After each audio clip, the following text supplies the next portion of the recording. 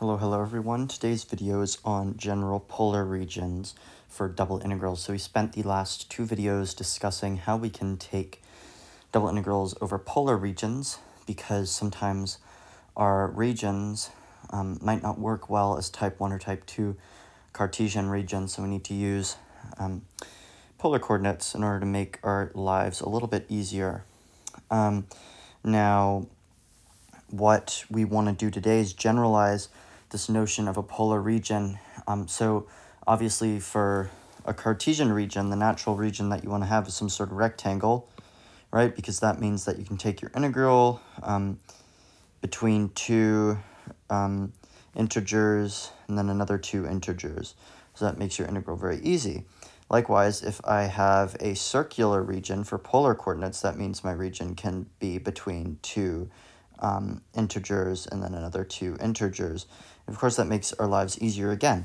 If we have type 1 and type 2 regions, then we usually have two integers there, but here we have two functions, f sub 1 and f sub 2 there. And then for polar, we have a similar type of thing where we would get integrals between integers for the angle sweeping and between functions of theta for radii sweeping.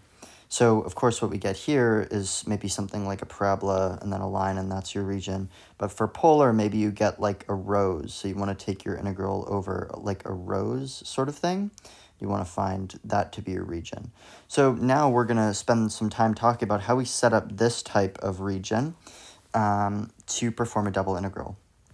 Now here's our definition. If I have a domain such that r and theta is defined such that theta is between some alpha and beta, and r is between some function g sub 1 of theta and some function g sub 2 of theta, then we can say that the integral over a domain of f of x and y dA is equal to the integral between alpha and beta, then the integral between g sub 1 and theta, and g sub 2 of theta, of f of r cos theta, r sine theta, r dr d theta. R dr d theta is our differential element for a polar region. Let's try an example. Let's find the volume under z equals x squared plus y squared inside of the cylinder x squared plus y squared equals 2x. So here we have a general paraboloid, and here we have a cylinder. What we want to do is we want to complete the square so we can determine what our cylinder actually is. So we have x squared plus y squared equals 2x.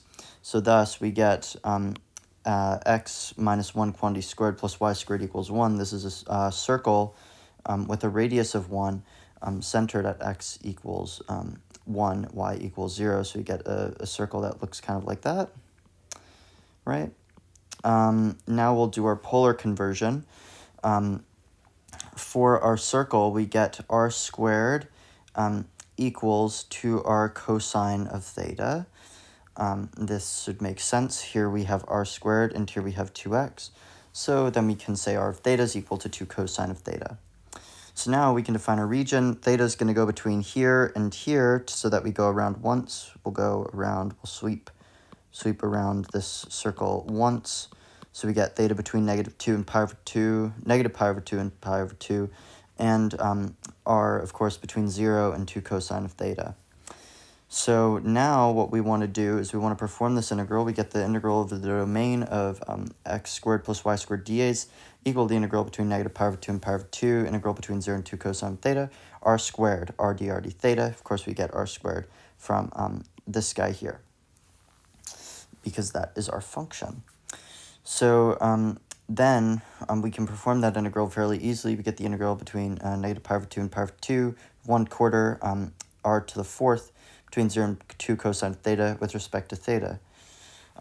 Now we can use our integral property, and then we get the 8 times the integral between 0 and pi over 2 cosine to the fourth of theta d theta.